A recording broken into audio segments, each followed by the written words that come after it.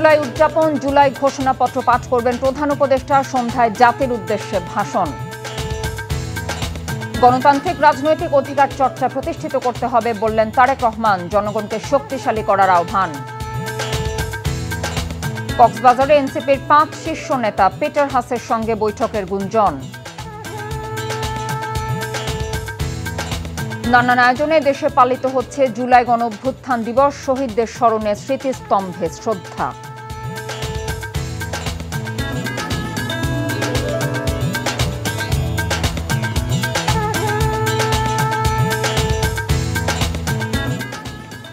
আসসালামু আলাইকুম, কথা নাহিয়ান, স্বাগত জানাচ্ছি এনটিভির দেশের খবরে। ক্রাউন সিমেন্ট শিরোনাম দেখছিলেন, এবার নিয়ে যাব পুরো খবরে।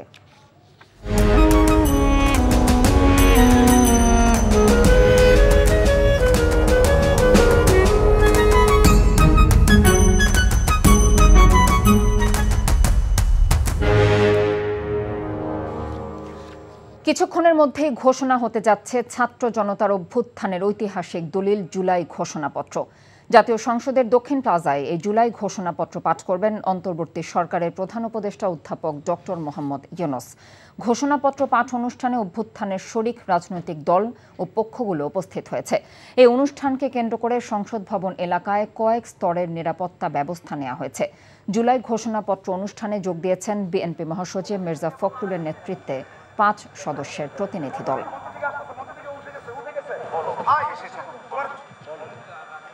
সম্মানিত সুধীবৃন্দ, জুলাই ঘোষণাপত্র পাঠ অনুষ্ঠান 2025-এর প্রধান অতিথি গণপ্রজাতন্ত্রী বাংলাদেশের অন্তর্বর্তীকালীন সরকারের মাননীয় প্রধান উপদেষ্টা প্রফেসর ডক্টর মোহাম্মদ ইউনূস আমাদের মাঝে এসে উপস্থিত হয়েছেন। এই অনুষ্ঠানে আরও উপস্থিত রয়েছেন বাংলাদেশের বিভিন্ন রাজনৈতিক দলের শীর্ষস্থানীয় নেতৃবৃন্দ।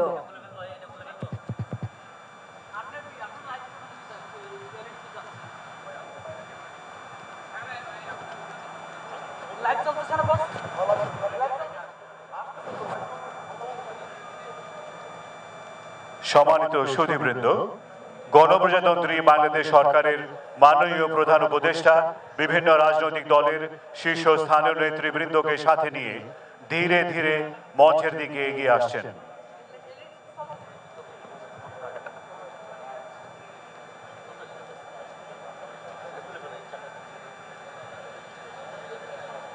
আমরা দেখতে পাচ্ছি মাননীয় প্রধান উপদেষ্টাকে, তার সাথে রয়েছেন বাংলাদেশের বিভিন্ন রাজনৈতিক দলের শীর্ষস্থানীয় নেতৃবৃন্দ। আপনাদের সবাইকে দাঁড়িয়ে সম্মান প্রদর্শন করার জন্য বিনীতভাবে অনুরোধ করছি।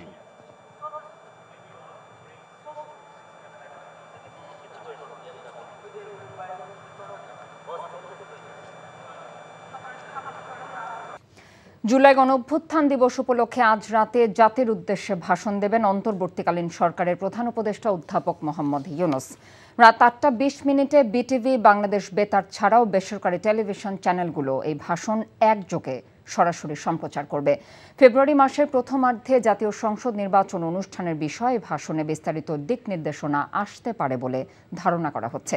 এদিকে জুলাই গণঅভ্যুত্থান দিবস উপলক্ষে স্মারক ডাকটিকিট, উদ্বোধনী খাম ও সিলমোহর অবমুক্ত করেছেন প্রধান উপদেষ্টা মোহাম্মদ ইউনূস। আজ দুপুরে প্রধান উপদেষ্টা সরকারি বাসভবন, রাষ্ট্রীয় অতিথি ভবন যমুনায় এগুলো অবমুক্ত করেন তিনি। এ সময় সরকারের বেশ কয়েকজন উপদেষ্টা, বিশেষ সহকারী ছাড়াও সংশ্লিষ্ট মন্ত্রণালয়ের সচিবগণ উপস্থিত ছিলেন।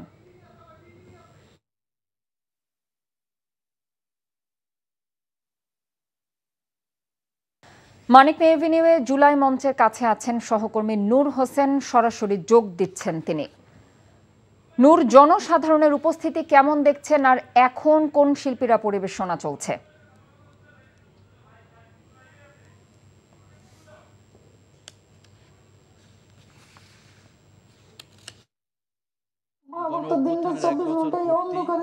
এবং 1 বছর পূর্তিতে মানিক মিয়া অ্যাভিনিউতে সেই 1 বছর আগের যে উচ্ছ্বাস, সেই উল্লাস, সেই আনন্দ, সেটি আজ আবারও ফিরে এসেছে বাংলাদেশের রাজধানী যেটি, সেই ঢাকার বুকে মানিক মিয়া অ্যাভিনিউতে সংসদ ভবনের সামনে।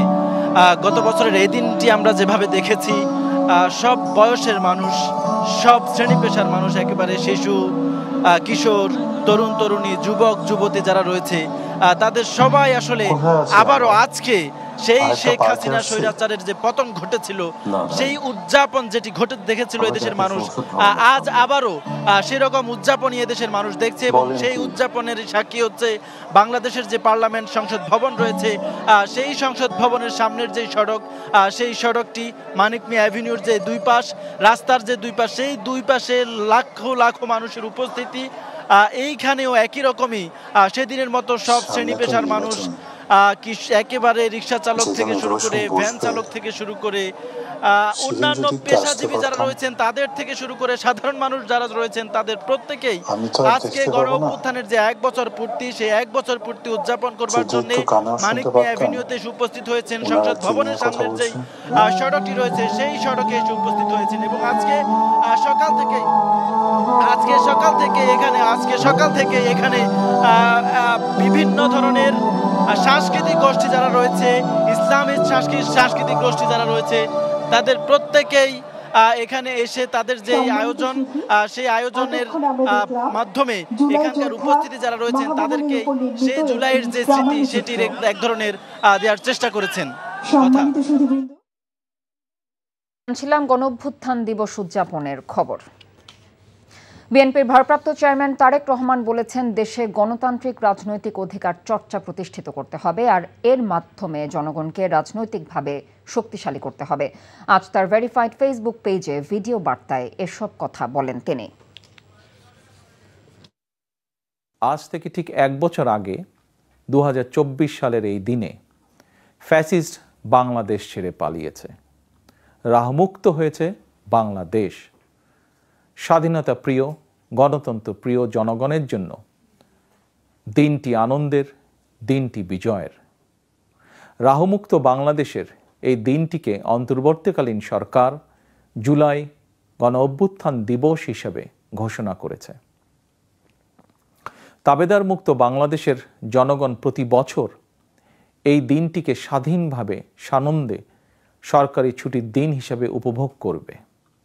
স্বাধীনতা এবং গণতান্ত্রিক রাজনৈতিক অধিকার চর্চার নতুন অঙ্গীকারে উদ্বুদ্ধ হবে।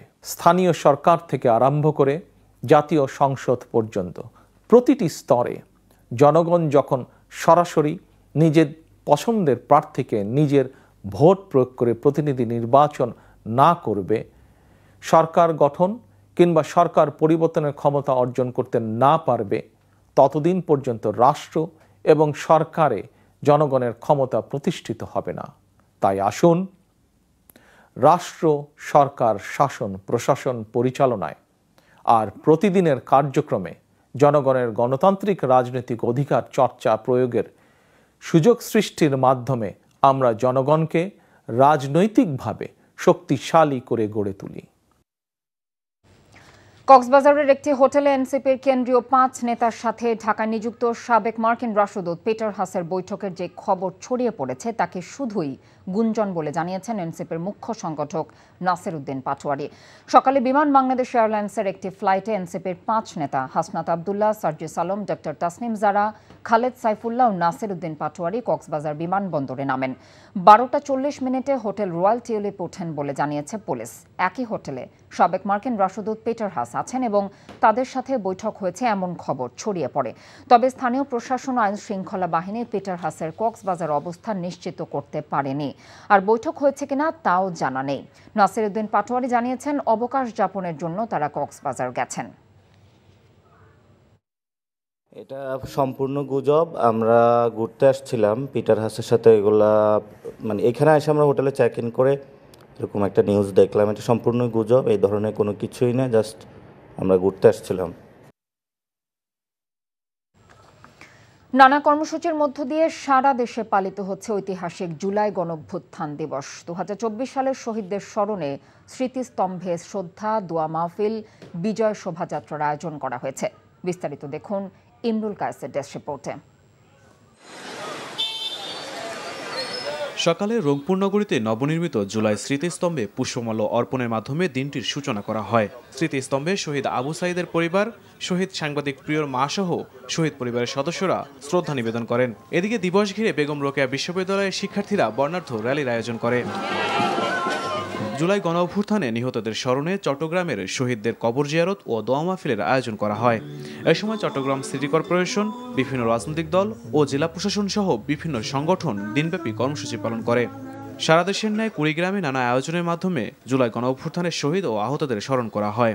এ সময় জেলা প্রশাসন, রাজনৈতিক ও সামাজিক সংগঠনের নেতাকর্মীরা উপস্থিত ছিলেন। খুলনায় জুলাই শহীদ স্মৃতিস্তম্ভে পুষ্পস্তবক অর্পণ করে ঢাকায় শহীদ হওয়া জেলার 5 শহীদ পরিবারের সদস্যরা পরে খুলনার প্রশাসন সহ সর্বস্তরের মানুষ শ্রদ্ধা জানায়। গণ অভ্যুত্থানের বর্ষপূর্তি উপলক্ষে রাজশাহীতে শহীদ স্মৃতিস্তম্ভ উদ্বোধন করে সেখানে শ্রদ্ধা নিবেদন করেছেন শহীদ পরিবারের সদস্যরা। পরে শহীদ পরিবারকে জেলা প্রশাসনের পক্ষ থেকে সম্মাননা দেওয়া হয়। জুলাই গণ অভ্যুত্থান দিবস উপলক্ষে শহীদদের স্মরণে আলোচনা সভা, গ্রাফিতি, চলচ্চিত্র প্রদর্শনী, দেয়ালচিত্র ও সবুজায়ন কর্মসূচি পালন করা হয়েছে বরিশালে। ময়মনসিংহ নগরীর দীঘার কান্দা মোড়ে জুলাই শহীদ স্মৃতিস্তম্ভে শ্রদ্ধা জানান বিভাগীয় কমিশনার সহ বিভিন্ন শ্রেণী পেশার মানুষ। নানা আয়োজনের সাভারে পালিত হচ্ছে গণ অভ্যুত্থানের বর্ষপূর্তি। জাহাঙ্গীরনগর বিশ্ববিদ্যালয় থেকে বের করা হয় বর্ণাঢ্য শোভাযাত্রা। চাঁদপুর সদরের রঘুনাথপুর শহীদ সাজ্জাদ হোসেন সাব্বিরের কবরে পুষ্পস্তবক অর্পণ করে স্থানীয় প্রশাসন সহ বিভিন্ন দপ্তরের কর্মকর্তারা। হবিগঞ্জের 4 উপজেলায় অবস্থিত শহীদদের কবরস্থানে শ্রদ্ধা ও দোয়া মোনাজাতের মাধ্যমে কর্মসূচির সূচনা করা হয়। জুলাই গণ অভ্যুত্থানের বর্ষপূর্তি উপলক্ষে কুষ্টিয়ার ইসলামী বিশ্ববিদ্যালয়ে র্যালি, আলোচনা সভা, পুরস্কার বিতরণী ও সাংস্কৃতিক অনুষ্ঠান করা হয়। Imrul Kayes, NTV news desk.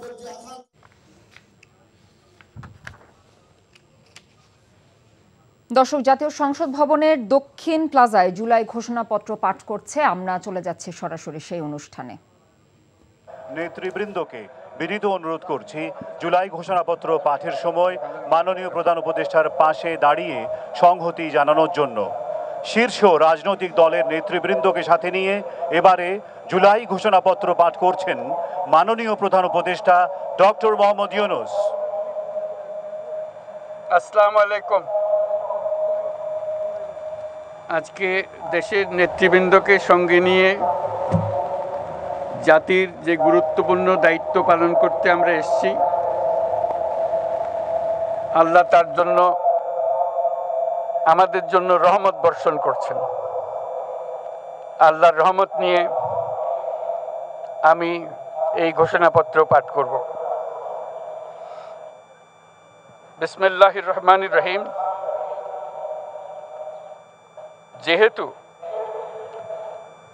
উপনিবেশ বিরোধী লড়াইয়ের সুদীর্ঘকালের ধারাবাহিকতায় এই ভূখণ্ডের মানুষ দীর্ঘ 23 বছর পাকিস্তানের স্বৈরশাসকদের বঞ্চনা ও শোষণের বিরুদ্ধে রুখে দাঁড়িয়েছিল এবং নির্বিচার গণহত্যার বিরুদ্ধে গণপ্রতিরোধ গড়ে 1971 সালে 26শে মার্চ স্বাধীনতা ঘোষণা করে রক্তক্ষয়ী মুক্তিযুদ্ধের মাধ্যমে জাতীয় মুক্তির লক্ষ্যে বাংলাদেশ রাষ্ট্র প্রতিষ্ঠা করেছিল।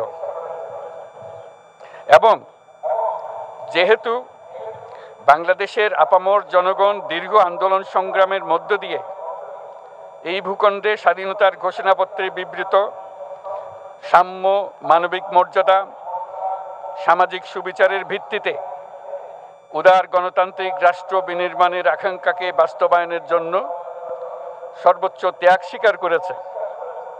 এবং যেহেতু স্বাধীন বাংলাদেশের 1972 সালের সংবিধান প্রণয়ন পদ্ধতি এর কাঠামোগত দুর্বলতা ও অপপ্রয়োগের ফলে স্বাধীনতা পরবর্তী আওয়ামী লীগ সরকার মুক্তিযুদ্ধের জন আকাঙ্ক্ষা পূরণে ব্যর্থ হয়েছিল এবং গণতন্ত্র ও রাষ্ট্রীয় প্রতিষ্ঠানগুলোর কার্যকারিতা ক্ষুণ্ণ করেছিল। এবং যেহেতু স্বাধীনতা পরবর্তী আওয়ামী লীগ সরকার স্বাধীনতার মূল মন্ত্র গণতান্ত্রিক শাসন ব্যবস্থার বিপরীতে বাকশাল নামে সাংবিধানিকভাবে একদলীয় শাসন ব্যবস্থা কায়েম করে এবং মত প্রকাশ ও বিচার বিভাগের স্বাধীনতা হরণ করে, যার প্রতিক্রিয়ায় 1975 সালের 7ই নভেম্বর দেশের সিপাহী জনতার ঐক্যবদ্ধ বিপ্লব সংগঠিত হয় এবং পরবর্তী সময়ে একদলীয় বাকশাল পদ্ধতির পরিবর্তে বহুদলীয় গণতন্ত্র মত প্রকাশ ও বিচার বিভাগের স্বাধীনতা পুনঃপ্রবর্তনের পথ সুগম হয়। এবং যেহেতু ৮০-র দশকে সামরিক স্বৈরশাসনের বিরুদ্ধে দীর্ঘ ৯ বছর ছাত্র জনতার অবিরাম সংগ্রামের মধ্য দিয়ে ১৯৯০ সালে গণ অভ্যুত্থান সংগঠিত হয় এবং ৯১ সনে পুনরায় সংসদীয় গণতান্ত্রিক শাসন ব্যবস্থার প্রবর্তন করা হয়। এবং যেহেতু দেশি বিদেশি চক্রান্তে সরকার পরিবর্তনের গণতান্ত্রিক প্রক্রিয়া ব্যাহত হওয়ায় ১/১১ মতো ষড়যন্ত্রমূলক ব্যবস্থার মাধ্যমে বাংলাদেশে শেখ হাসিনার একচ্ছত্র ক্ষমতা, আধিপত্য এবং ফ্যাসিবাদের পথ সুগম করা হয়। যেহেতু দীর্ঘ ১৬ বছরের ফ্যাসিবাদী অগণতান্ত্রিক গণবিরোধী শাসন ব্যবস্থা কায়েমের লক্ষ্যে এবং একদলীয় রাষ্ট্র ব্যবস্থা প্রতিষ্ঠার অতি উগ্র বাসনা চরিতার্থ করার অভিপ্রায়ে সংবিধানে অবৈধ অগণতান্ত্রিক পরিবর্তন করা হয়, যার ফলে একদলীয় একচ্ছত্র ক্ষমতা ও আধিপত্য প্রতিষ্ঠার পথ সুগম হয়। এবং যেহেতু শেখ হাসিনার আওয়ামী লীগ সরকারের দুঃশাসন, গুম খুন, আইন বহির্ভূত হত্যাকাণ্ড, মত প্রকাশের স্বাধীনতা হরণ এবং একদলীয় স্বার্থে সংবিধান সংশোধন ও পরিবর্তন বাংলাদেশের সকল রাষ্ট্রীয় সাংবিধানিক প্রতিষ্ঠানসমূহকে ধ্বংস করে। এবং যেহেতু হাসিনা সরকারের আমলে তারই নেতৃত্বে একটি চরম গণবিরোধী, একতান্ত্রিক ও মানবাধিকার হরণকারী শক্তি বাংলাদেশকে একটি ফ্যাসিবাদী, মাফিয়া এবং ব্যর্থ রাষ্ট্রের রূপ দিয়ে আন্তর্জাতিকভাবে বাংলাদেশের ভাবমূর্তি ক্ষুণ্ণ করে। এবং যেহেতু তথাকথিত উন্নয়নের নামে শেখ হাসিনার ফ্যাসিবাদী নেতৃত্বে সীমাহীন দুর্নীতি, ব্যাংক লুট, অর্থ পাচার ও অর্থনৈতিক প্রতিষ্ঠানগুলিকে ধ্বংসের মধ্যে দিয়ে বিগত পতিত দুর্নীতিবাজ আওয়ামী লীগ সরকার বাংলাদেশ ও এর অমিত অর্থনৈতিক সম্ভাবনাকে বিপর্যস্ত করে তোলে এবং পরিবেশ, প্রাণ বৈচিত্র্য ও জলবায়ুকে বিপন্ন করে। এবং যেহেতু শেখ হাসিনার ফ্যাসিস্ট সরকারের বিরুদ্ধে রাজনৈতিক দল, ছাত্র শ্রমিক সংগঠন সহ সমাজের সর্বস্তরের জনগণ গত প্রায় ১৬ বছর যাবৎ নিরন্তর গণতান্ত্রিক সংগ্রাম করে জেল জুলুম, হামলা মামলা, গুম খুন ও বিচার বহির্ভূত হত্যাকাণ্ডের শিকার হয়। এবং যেহেতু বাংলাদেশে বিদেশি রাষ্ট্রের অন্যায় প্রভুত্ব, শোষণ ও খবরদারিত্বের বিরুদ্ধে এদেশের মানুষের ন্যায়সঙ্গত আন্দোলনকে বহিঃশক্তির তাবেদার আওয়ামী লীগ সরকার নিষ্ঠুর শক্তি প্রয়োগের মাধ্যমে দমন করে। এবং যেহেতু অবৈধভাবে ক্ষমতা অব্যাহত রাখতে আওয়ামী লীগ সরকার ৩টি প্রহসনের নির্বাচনে এর জাতীয় সংসদ নির্বাচন এদেশের মানুষকে ভোটাধিকার ও প্রতিনিধিত্ব থেকে বঞ্চিত করে। যেহেতু আওয়ামী লীগ আমলে ভিন্ন মতের রাজনৈতিক নেতাকর্মী, শিক্ষার্থী, তরুণদের নিষ্ঠুরভাবে নির্যাতন করা হয় এবং সরকারি চাকুরিতে একচেটিয়া দলীয় নিয়োগ এবং কোটাভিত্তিক বৈষম্যের কারণে ছাত্র, চাকুরি প্রার্থী, নাগরিকদের মধ্যে চরম ক্ষোভের জন্ম হয়। এবং যেহেতু বিরোধী রাজনৈতিক দল সংগঠনের উপর চরম নিপীড়নের ফলে দীর্ঘদিন ধরে জনরোষের সৃষ্টি হয় এবং জনগণ সকল বৈধ প্রক্রিয়া অবলম্বন করে ফ্যাসিবাদ বিরোধী লড়াই চালিয়ে যায়। এবং যেহেতু সরকারি চাকরিতে বৈষম্যমূলক কোটা ব্যবস্থা বিলোপ ও দুর্নীতি প্রতিরোধে বৈষম্য বিরোধী ছাত্র আন্দোলন চলাকালে আওয়ামী লীগ সরকার কর্তৃক ব্যাপক দমন পীড়ন, বর্বর অত্যাচার, মানবতা বিরোধী হত্যাকাণ্ড চালানো হয়, যার ফলে সারা দেশে দলমত নির্বিশেষে ছাত্র জনতার উত্তাল গণবিক্ষোভ গণ অভ্যুত্থানের রূপ নেয়। এবং যেহেতু ফ্যাসিস্ট শক্তির বিরুদ্ধে অদম্য ছাত্র জনতার অভ্যুত্থানে রাজনৈতিক দল, ধর্মীয়, সামাজিক, সাংস্কৃতিক, পেশাজীবী, নারী ও শ্রমিক সংগঠনসমূহ সমাজের সকল স্তরের মানুষ যোগদান করে এবং আওয়ামী ফ্যাসিবাদী বাহিনী রাজপথে নারী, শিশু সহ প্রায় ১,০০০ মানুষকে নির্বিচারে হত্যা করে, অগণিত মানুষ পঙ্গুত্ব, অন্ধত্ব বরণ করে। আন্দোলনের চূড়ান্ত পর্যায়ে সামরিক বাহিনীর সদস্যগণ জনগণের গণতান্ত্রিক লড়াইকে সমর্থন প্রদান করে।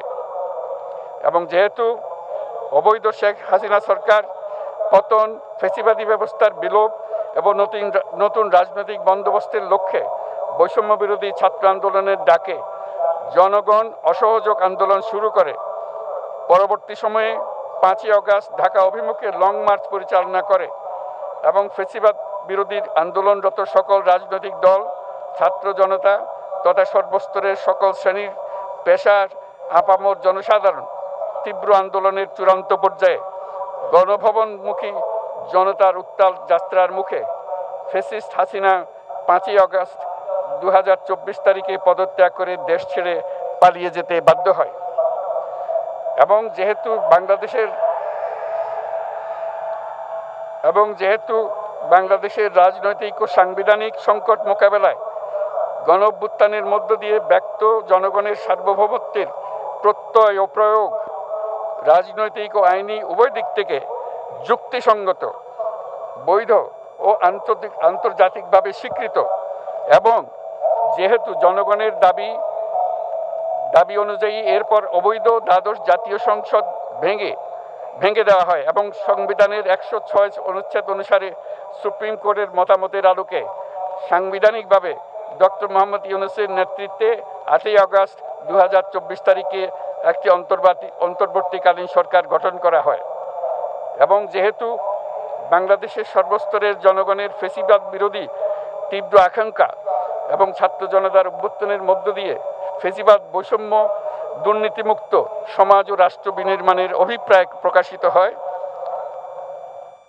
সেই হেতু বাংলাদেশের জনগণ সুশাসন ও সুষ্ঠু নির্বাচন, ফ্যাসিবাদী শাসনের পুনরাবৃত্তি রোধ, আইনের শাসন, অর্থনৈতিক ও সামাজিক ন্যায় বিচার নিশ্চিত করার লক্ষ্যে নিয়মতান্ত্রিক উপায়ে বিদ্যমান সংবিধান ও সকল রাষ্ট্রীয় সাংবিধানিক প্রতিষ্ঠানের গণতান্ত্রিক সংস্কার সাধনের অভিপ্রায় ব্যক্ত করে। এবং সেহেতু বাংলাদেশের জনগণ বিগত 16 বছরের দীর্ঘ ফ্যাসিবাদ বিরোধী আন্দোলন সংগ্রামকালে এবং 2024 সালের জুলাই গণঅভ্যুত্থানকালীন সময়ে ফ্যাসিস্ট আওয়ামী লীগ সরকার কর্তৃক সংগঠিত গুম, খুন, হত্যা, গণহত্যা, মানবাধিকার বিরোধী অপরাধ ও সকল ধরনের নির্যাতন, নিপীড়ন ও রাষ্ট্রীয় সম্পত্তি লুণ্ঠনের অপরাধ সমূহের দ্রুত উপযুক্ত বিচারের দৃঢ় অভিপ্রায় ব্যক্ত করছে। সেহেতু বাংলাদেশের জনগণ জুলাই জনগণের সকল শহীদদের জাতীয় বীর হিসেবে ঘোষণা করে শহীদদের পরিবার, আহত যোদ্ধা এবং আন্দোলনকারী ছাত্র জনতাকে প্রয়োজনীয় সকল আইনি সুরক্ষা দেওয়ার অভিপ্রায় ব্যক্ত করেছে। এবং সেহেতু বাংলাদেশের জনগণ যুক্তিসঙ্গত সময়ে আয়োজিতব্য অবাধ ও সুষ্ঠু ও নিরপেক্ষ একটি নির্বাচনের মাধ্যমে গঠিত জাতীয় সংসদে প্রতিশ্রুত প্রয়োজনীয় সাংবিধানিক সংস্কারের মাধ্যমে দেশের মানুষের প্রত্যাশা, বিশেষত তরুণ প্রজন্মের আকাঙ্ক্ষা অনুযায়ী আইনের শাসন ও মানবাধিকার, দুর্নীতি, শোষণমুক্ত, বৈষম্যহীন ও মূল্যবোধ সম্পন্ন সমাজ এবং গণতান্ত্রিক রাষ্ট্র ব্যবস্থা প্রতিষ্ঠার অভিপ্রায় ব্যক্ত করেছে। এবং সেহেতু বাংলাদেশের জনগণ এই প্রত্যাশা ব্যক্ত করছে যে একটি পরিবেশ ও জলবায়ু সহিষ্ণু, অন্তর্ভুক্তিমূলক, টেকসই উন্নয়ন কৌশলের মাধ্যমে বর্তমান ও ভবিষ্যৎ প্রজন্মের অধিকার সংরক্ষিত হবে। এবং সেহেতু বাংলাদেশের জনগণ এই অভিপ্রায় ব্যক্ত করছে যে ছাত্র গণঅভ্যুত্থানের 2024-এর উপযুক্ত রাষ্ট্রীয় সাংবিধানিক স্বীকৃতি প্রদান করা হবে এবং পরবর্তী নির্বাচনে নির্বাচিত সরকারের সংস্কারকৃত সংবিধানের তফসিলে এই ঘোষণাপত্র সন্নিবেশিত করা হবে। এবং 5ই আগস্ট 2024 সালে গণঅভ্যুত্থানে বিজয়ী বাংলাদেশের জনগণের আকাঙ্ক্ষার প্রতিফলন হিসেবে এই ঘোষণা প্রণয়ন করা হলো। জাতির সার্বিক মঙ্গল কামনা করে আমি জুলাই ঘোষণাপত্র আপনাদের সবার সামনে উত্থাপন করলাম। আল্লাহ সকলের জন্য মঙ্গল দান করুন, জাতির জন্য মঙ্গল নিয়ে আসুক। সবাইকে ধন্যবাদ। আল্লাহ হাফেজ।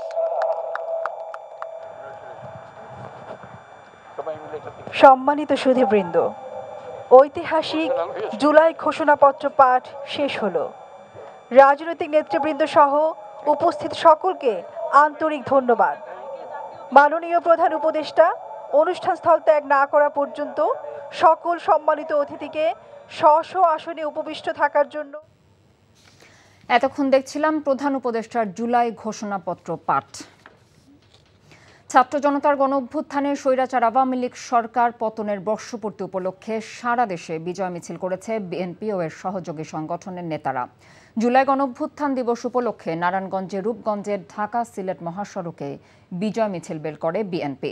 মিছিল শেষে সংক্ষিপ্ত সমাবেশে জেলা বিএনপির সাবেক সভাপতি কাজী মনিরুজ্জামান মনির বলেন, তারেক রহমান, বেগম খালেদা জিয়া এবং জাতীয়তাবাদী দল বিএনপির বিরুদ্ধে গভীর ষড়যন্ত্র হচ্ছে। গাবতলী উপজেলা বিএনপির উদ্যোগে জুলাই গণ অভ্যুত্থানের বর্ষপূর্তি উপলক্ষে র্যালি বের হয়। পরে আলোচনা সভা অনুষ্ঠিত হয়। কৃষক দলের সাধারণ সম্পাদক শাহিদুল ইসলাম বাবুল বলেছেন, নির্বাচন বাধাগ্রস্ত করতে এখনও ষড়যন্ত্র অব্যাহত রয়েছে। দুপুরে ফরিদপুরের সদরপুর উপজেলা বিএনপির আয়োজনে ছাত্র জনতার গণ অভ্যুত্থানের বর্ষপূর্তিতে বিজয় র্যালি পূর্ববর্তী সমাবেশে এসব কথা বলেন তিনি। অবিলম্বে নির্বাচনের দাবি জানিয়েছেন তিনি। আশুলিয়ার নয়ারহাট থেকে বিএনপির কেন্দ্রীয় কমিটির সহ পরিবার কল্যাণ বিষয়ক সম্পাদক ডক্টর দেওয়ান মোহাম্মদ সালাউদ্দিন বাবুর নেতৃত্বে একটি বিজয় র্যালি বের হয়। এতে বিএনপি ও এর সহযোগী সংগঠন নেতাকর্মীরা অংশগ্রহণ করেন। এছাড়াও ময়মনসিংহ, যশোর, জামালপুর, গোপালগঞ্জ, ভৈরব, মাগুরা, পাবনা ও মানিকগঞ্জ সহ দেশের বিভিন্ন স্থানে বিজয় মিছিল ও সমাবেশ করেছে বিএনপি। এদিকে জুলাই গণঅভ্যুত্থান দিবস উপলক্ষে দেশের বিভিন্ন স্থানে বিজয় র্যালি ও সমাবেশের আয়োজন করে জামায়াত শিবির নেতাকর্মীরা। দুপুরে ময়মনসিংহ শহরে বিজয় র্যালি বের করে মহানগর জামায়াত ইসলামী। এর আগে সংক্ষিপ্ত সমাবেশে বক্তব্য রাখেন মহানগর জামায়াতের আমির। এর আগে মহানগর শিবির শহরের বর্ণাঢ্য বিজয় র্যালি বের করে। পিরোজপুরে আল্লামা দেলওয়ার হোসেন সাইদি ফাউন্ডেশন থেকে কয়েক হাজার নেতাকর্মী একটি গণমিছিল শহর প্রদক্ষিণ করে। পরে টাউন ক্লাব রোডে সমাবেশ অনুষ্ঠিত হয়। জুলাই বিপ্লবের বর্ষপূর্তি উপলক্ষে নাটোরে গণমিছিল ও সমাবেশের আয়োজন করে জামায়াতে ইসলাম। ব্রাহ্মণবাড়িয়ায় জামায়াতে ইসলামের আয়োজনে গণমিছিল ও সমাবেশ অনুষ্ঠিত হয়েছে। দিনটি উপলক্ষে নওগাঁয় জামায়াতের গণমিছিল ও সমাবেশ ও চিত্রাঙ্কন প্রতিযোগিতা অনুষ্ঠিত হয়। জুলাই বিপ্লবে আন্দোলনকারীদের ওপর হামলায় জড়িত থাকায় জাহাঙ্গীরনগর বিশ্ববিদ্যালয়ের ৬৪ শিক্ষার্থীকে আজীবন বহিষ্কার করেছে প্রশাসন। তারা সবাই নিষিদ্ধ ঘোষিত ছাত্র সংগঠন ছাত্রলীগের রাজনীতির সঙ্গে জড়িত। পাশাপাশি অপরাধের মাত্রা অনুযায়ী ৪৬ শিক্ষার্থীকে বিভিন্ন মেয়াদে বহিষ্কার এবং ৭৩ জন সাবেক শিক্ষার্থীর শিক্ষা সনদ স্থায়ীভাবে বাতিল করা হয়েছে। গণঅভ্যুত্থানের সময় হামলা সংক্রান্ত তথ্যানুসন্ধান কমিটির প্রতিবেদনের ভিত্তিতে এই সিদ্ধান্ত নিয়েছে বিশ্ববিদ্যালয়ের সর্বোচ্চ নীতি নির্ধারণী পর্ষদ সিন্ডিকেট। শরীয়তপুরের জাজিরায় পদ্মা সেতু প্রকল্প এলাকায় পদ্মা নদীর ভাঙন অব্যাহত রয়েছে। অব্যাহত ভাঙনে দিশেহারা হয়ে পড়েছে পদ্মা পাড়ের মানুষ। শরীয়তপুর পানি উন্নয়ন বোর্ডের নির্বাহী প্রকৌশলী তারেক হাসান জানিয়েছেন, উজান থেকে নেমে আসা ঢলে পদ্মার পানি বৃদ্ধি পেয়ে প্রবল স্রোতে দেখা দিয়েছে নদী ভাঙন। কয়েকদিনের ভাঙনে বাঁধটির প্রায় ৭০০ মিটার নদী গর্ভে বিলীন হয়েছে। প্রায় শতাধিক বসত বাড়ি নদীগর্ভে বিলীন হয়েছে। আজ সকালে পদ্মার পাড়ে থাকা পাকা মসজিদটি নদীগর্ভে বিলীন হয়ে যায়। এরই সাথে শেষ করছি এনটিভি দেশের খবর। যাবার আগে ক্রাউন সিমেন্ট শিরোনামগুলো জানিয়ে দিচ্ছে আরও একবার। গণঅভ্যুত্থানকে রাষ্ট্রীয় স্বীকৃতি দিয়ে জুলাই ঘোষণাপত্র সংবিধানে অন্তর্ভুক্ত করা হবে প্রধান উপদেষ্টা। গণতান্ত্রিক রাজনৈতিক অধিকার চর্চা প্রতিষ্ঠিত করতে হবে বললেন তারেক রহমান। জনগণকে শক্তিশালী করার আহ্বান। কক্সবাজারে এনসিপির ৫ শীর্ষ নেতা পিটার হাসের সঙ্গে বৈঠকের গুঞ্জন। নানা আয়োজনে দেশে পালিত হচ্ছে জুলাই গণঅভ্যুত্থান দিবস। শহীদদের স্মরণে স্মৃতিস্তম্ভে শ্রদ্ধা।